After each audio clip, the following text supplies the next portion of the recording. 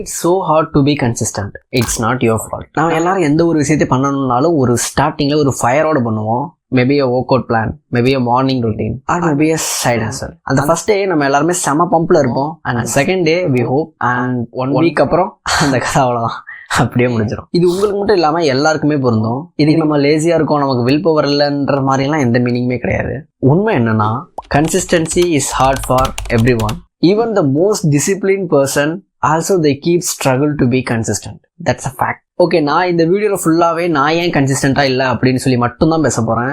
இது உங்களுக்கு அப்படியே மேட்ச் ஆகும்னு நினச்சிங்கன்னா இந்த வீடியோவை ஃபுல்லாக பாருங்கள். So let's get started. Okay, நம்ம முதல்ல ஏன் குவிட் பண்ணுறோம்னு சொல்லி பார்க்கலாம். The psychology of why you quit. நம்ம எல்லாருமே ஒரு விஷயத்தை ஸ்டார்ட் பண்ணுறப்போ ரொம்ப ஹைப்பாக தான் ஸ்டார்ட் பண்ணுவோம். But after some time we fall off. இது ஏன் இப்படி நடக்குதுன்னு சொல்லி நமக்கு தெரியணும்னா நம்மளோட பிரெயின் எப்படி ஒர்க் ஆகுதுன்னு சொல்லி நமக்கு ஒரு அண்டர்ஸ்டாண்டிங் இருக்கணும். Your brain is wired for instant gratification. You are just chasing the dopamine hit. இது சோசியல் மீடியா ஜங்க் ஃபுட்ஸ்னு எதனால வேணாலும் இருக்கலாம். ஏன்னா இந்த குவிக் ரிவார்டு வந்து so much better then a long time reward. இப்படி இருக்கும்போது நம்ம ஏதாவது ஒரு கோல் செட் பண்றோம்னு சொல்லி வச்சுக்கலாம். ஒர்க் அவுட் பண்றதா இருக்கட்டும், அது எதுவாக வேணாலும் இருக்கட்டும், அது நமக்கு ரொம்பவே தூரமா இருக்கும்.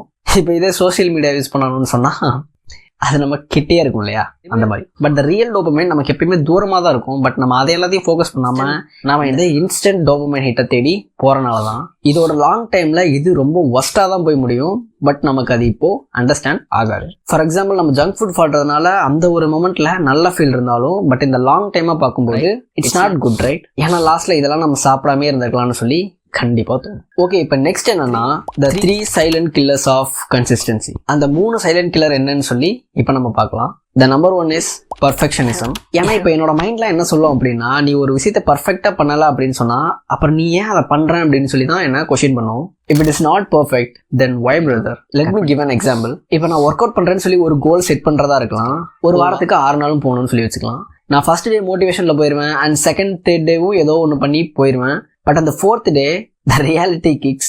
இன்னைக்கு நம்ம குவிட் பண்ணிக்கலாமான்னு சொல்லி தோணும். நானும் குவிட் பண்ணுவேன் அண்ட் அவ்வளோதான், அந்த கதை அங்கேயே முடிஞ்சிடும். நீ தான் பிரேக் பண்ணிட்டல, நீ தான் பர்ஃபெக்டாக பண்ணல, அப்புறம் எதுக்கு நீ 5th டே போறேன்னு சொல்லி அதை என்னையே கொஸ்டின் பண்ணோம். அதுலேயே நான் வந்து ரொம்ப காம்ப்ரமைஸ் ஆயிடுவேன். அவ்வளோதான், ஐ பிரேக் தி ஸ்ட்ரைக். ஸோ அவ்வளோதான், நம்ம குவிட் பண்ணிடலாம் அப்படின்னு சொல்லி எனக்கே தோணிடும்.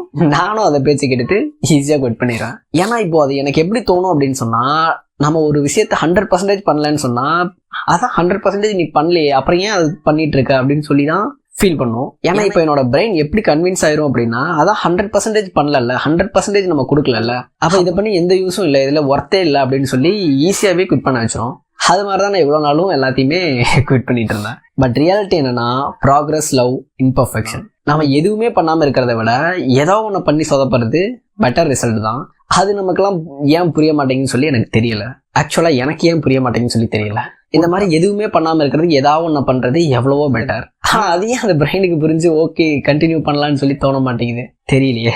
ஸோ அதனால இதுக்கு சொல்யூஷன் என்னன்னா, something is better then nothing. எனக்கு தெரிஞ்சு இது என்னோட மைண்ட்ல ஸ்ட்ராங்கா ஃபிக்ஸ் ஆயிடுச்சு அப்படின்னு சொன்னா இந்த ப்ராப்ளம் ஈஸியா சால்வ் ஆயிரும்னு நினைக்கிறேன். Okay, the second silent killer is all or nothing. ஏன்னா எப்படி இந்த பர்ஃபெக்ஷனிசம் என்னோட லைஃப்பை கொஞ்சம் கொலாப்ஸ் பண்ணுதோ, அதே மாதிரி இந்த ஆல் ஆர் நத்திங்கும் என்ன கொஞ்சம் இல்லை நிறையாவே கொலாப்ஸ் பண்ணியிருக்கு. ஃபார் எக்ஸாம்பிள், ஒரு டேவை நான் பிளான் பண்ணுறப்போ காலையில் 5 மணிக்கு எந்திரிப்பேன், ரன்னிங் போவேன், புக்ஸ் ரீட் பண்ணுவேன், ஜேர்னல் பண்ணுவேன், அந்த மாதிரி எதையாவது ஒன்று இஷ்டத்துக்கு போட்டு வச்சிருவேன். அது போட்டு வச்சதும் இல்லாமல் அந்த டே 1 எல்லாத்தையுமே பர்ஃபெக்டாக பண்ணிடுவேன். ஆனால் அதோட செகண்ட் டே இல்லைனா தேர்ட்லேயே நான் பர்ன் அவுட் ஆயிடுவேன். அதுக்கு மேலே அதை வந்து ஃபுல்லாக என்னால் பண்ணவும் சுத்தமாக முடியாது.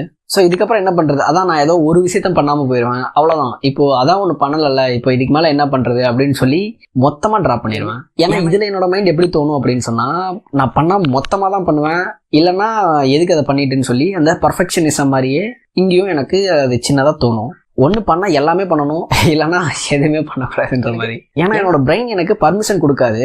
ஓகே 2 ஸ்கிப் பண்ணிட்டு 3 மட்டும் முடிச்சுக்கோ அப்படின்னு சொல்லி ஃபிக்ஸ் ஆகாது. அதனால பர்ன் அவுட் ஆயிடுவேன். 1 ஸ்கிப் பண்ணுவேன், மொத்தமாக ட்ராப் பண்ணுவேன், அவ்வளோதான். வழக்கம் போல் ஸ்க்ரோல் பண்ணிட்டு தூங்கிடுவேன். Okay, the third silent killer is no system. இது நான் காமனாக பண்ணுற ஒரு தப்பு தான். நான் ஏதாவது பண்ணணும்னு சொன்னால் எல்லாமே திங்க் பண்ணி வச்சிருவேனே தவிர அதுக்கான சிஸ்டம்லாம் பில்ட் பண்ண மாட்டேன். காலைல எழுந்திரிச்சோடனே அவசரமாக ஏதோ பண்ணுவேன். இப்போ நான் சொன்ன மாதிரி தான் ஃபுல்லாக மிஸ்டப்பாக பண்ணி வச்சிருவேன். ஆனால் இதோட ஆக்சுவல் ட்ரூத் என்னன்னா, எல்லாருமே அந்த கன்சிஸ்டன்சி ப்ராப்ளம் ஃபேஸ் பண்ணுறாங்க இல்லையா, அது எல்லாத்துக்குமே இந்த சிஸ்டம் தான் காரணம். நம்ம ஒரு ப்ராப்பர் சிஸ்டம் பில்ட் பண்ணி வச்சா எனக்கு தெரிஞ்சு நம்ம கன்சிஸ்டண்ட்டாக இருக்க முடியும். இது எனக்கு தெரிஞ்ச 1 வருஷமா எனக்கு தெரிஞ்சாலும் நான் ப்ராப்பராக பில்ட் பண்ணல. அதனால தான் எதையுமே நான் பர்ஃபெக்டாக பண்ணி முடிக்கல.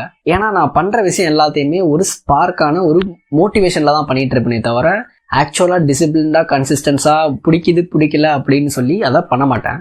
அந்த ஃபர்ஸ்ட் டே மோட்டிவேஷனில் தான் பண்ணுவேனே தவிர அதுக்கப்புறம் கொஞ்சம் லூஸில் விட்டுருவேன். இதுக்கு சொல்யூஷனாக தான் இந்த சிஸ்டம் வேணுன்றது. ஏன்னா நம்ம எல்லாத்தையுமே ஒரு ஆட்டோமேட்டாக இது இப்படி தான் பண்ணணும் அப்படின்னு சொல்லி நமக்கான சிஸ்டமை நாம் பில்ட் பண்ணி வச்சுருந்தா நம்ம அது ஜாப் போகிற மாதிரியோ இல்லை ஸ்கூல் போகிற மாதிரியோ ஓகே இது இன்றைக்கி பண்ணணும்னு சொல்லி ஒரு ஆட்டோமேட்டிக்காக பண்ண ஆரம்பிச்சிடுவோம். பட் நம்ம அதை ஃபிக்ஸ் பண்ணாதனால தான் நம்ம வந்து மோட்டிவேஷனில் எதையாவது ஒன்று பண்ணி சொத்தமாக சொதப்பி வச்சிடறேன். ஓகே நாமன்னு சொல்லலை, நான் என்னை பற்றி சொல்கிறேன். ஓகே நான் புரியாத மாதிரி எதையும் குழப்ப விரும்பல. ஃபார் எக்ஸாம்பிள் இப்போ நம்ம டெய்லியும் காலைல எழுந்திரிச்சோடனே ப்ரஷ் பண்ணுறோம் இல்லையா, அதை வந்து ஒரு மோட்டிவேஷன்லேயோ நம்ம பண்ண மாட்டோம். அதை வந்து ஒரு ஆக்சுவல் ரொட்டீன். ஸோ அதனால் அது விருப்பம் இருக்கோ இல்லையோன்னுலாம் நமக்கு தெரியாது, நாம் அதை பண்ணிடுவோம். ஏன்னா அது நம்மளோட part of the day. So இதே மாதிரி நம்மளோட கோலும் நம்மளோட பார்ட் ஆஃப் தி டேயாக ஒரு சிஸ்டமேட்டிக்காக பில்ட் பண்ணி ஆட்டோமேட்டிக்காக இருக்கும்போது நம்ம ஈஸியாகவே அச்சீவ் பண்ணிடலாம். நான் இதில் இதை தான் சொல்ல வரேன். ஓகே இந்த எல்லா ப்ராப்ளமுக்கும் சொல்யூஷனை நான் என்ன பார்க்குறேன் அப்படின்னு சொன்னால் reputation greater than motivation. Motivation is unpredictable. ஏன்னா அது எப்போ வரும் எப்போ போகும்னு சொல்லி நம்ம யாருக்குமே தெரியாது. திடீர்னு நைட்டு 2 மணிக்கெலாம் மோட்டிவேஷன் வரும். ஆனால் அந்த டைமில் எதுவும் பண்ணுவான்னு கேட்டால் பண்ண மாட்டோம். அதனால் அந்த மோட்டிவேஷனை நம்பி உட்கார்றது that's a waste of time. But the repetition create results. நம்மள நிறைய பேர் என்ன நினைக்கிறோம்னு சொன்னால் மோட்டிவேஷனை நம்ம எதையாவது ஒன் டே பண்ணுறோன்னா அதோட ரிசல்ட்டை அப்பயே டேஸ்ட் பண்ணிடணும், அப்பயே ஃபீல் பண்ணிடணும்னு சொல்லி நினைக்கிறோம். பட் அது ஆக்சுவலாக அப்படி ஒர்க் ஆகாது. Repetition create the result. நமக்கு பிடிக்கல எதுவாக இருந்தாலும் சரி, நம்ம ரிப்பிட்டேட்டிவாக ஒரு விஷயத்த பண்ணுறதுனால மட்டும்தான் நமக்கு ரிசல்ட் கிடைக்கும். அவ்வளோ லாங் போனால் தான் நம்மளோட அதோட டேஸ்ட்டையே ஃபீல் பண்ண முடியும். அதனால தான் இந்த டிசிப்ளின்டு பீப்புள் எல்லாமே பிடிக்காட்டியும் அந்த ஒரு டேவை அவங்க நினைச்சதை பண்ணி முடிச்சிருவாங்க. இப்படி நம்ம ரிப்பீட்டேட்டிவாக ஒன்று பண்ணிகிட்டே இருக்கிறனால மட்டும்தான் நம்மளோட ஹேபிட் ஃபார்ம் ஆகும். அது ஹேபிட் ஃபார்ம் ஆனால் தான் நமக்கு அது சிஸ்டமேட்டிக் ஆகும். அப்படி சிஸ்டமேட்டிக் ஆனால் தான் நம்மளோட பார்ட் ஆஃப் த டேயாக அது மாறும். அப்படி பண்ண முடிஞ்சால் நம்ம எல்லாருமே எதையாவது ஒன்று பண்ணியிருக்கோம். ஏன்னா அது ஒர்க் அவுட் ஆகாது. அதனால தான் நான் இன்னும் இப்படியே இருக்கேன். இப்போ நமக்கு பிடிக்கலனாலும் ஒரு 15 மினிட்ஸ் பண்ணுறதுனால நமக்கு ஹேபிட் ஃபார்ம் ஆகிறதுக்கு நிறைய சான்ஸ் இருக்குது. இது மாதிரி நம்ம பிடிக்காம பண்ணிகிட்டே இருந்தோம்னா நம்மளோட பார்ட் ஆஃப் த டேயாக ஆயிரும்போது நம்ம நிறையா ஸ்கிப் பண்ண மாட்டோம். ஏன்னா அது பண்ணி நம்மளோட பிரெயினும் அதுக்காக அடாப்ட் பண்ணிக்கும். அதனால ஒரு பேஸ் லைன் ஒன்று செட் பண்ணணும். இப்போ ஒரு ஒர்க்கை 1 hour பண்ணணும் அப்படின்னா நமக்கு அது பிடிக்காட்டியும் ஒரு 5 மினிட்ஸோ ஒரு 10 மினிட்ஸோ ஒரு 15 மினிட்ஸோவாவது பண்ணிடணும். அப்படி பண்ணாதான் நம்ம பிரெயினில் ஒரு அந்த பேஸ் லைன் ஒன்று செட் ஆகும். அப்படி செட் பண்ணி வச்சுக்கணும். என்னதான் நான் இவ்வளோ சொன்னாலும் finally consistency is hard for everyone. அதுக்குன்னு இது இம்பாசிபிள், அச்சீவ் பண்ணவே முடியாத மாதிரிலாம் எதுவும் இல்லை. கொஞ்சம் கஷ்டம் தான், பட் we can achieve. ஃபைனலாக நான் என்ன சொல்ல வரேன் அப்படின்னு சொன்னால் you don't need to be perfect, you just need to keep showing up. Okay அவ்வளோதான். இந்த வீடியோ உங்களுக்கு வேல்யூபிளாக இருந்திருக்கும்னு நினைக்கிறேன். And thank you so much for வாட்சிங். இந்த வீடியோ உங்களுக்கு வேல்யூபிளாக இருந்திருக்கும்னு நினைக்கிறேன். நான் உங்களை நெக்ஸ்ட் வீடியோவில் பார்க்குறேன். பாய்.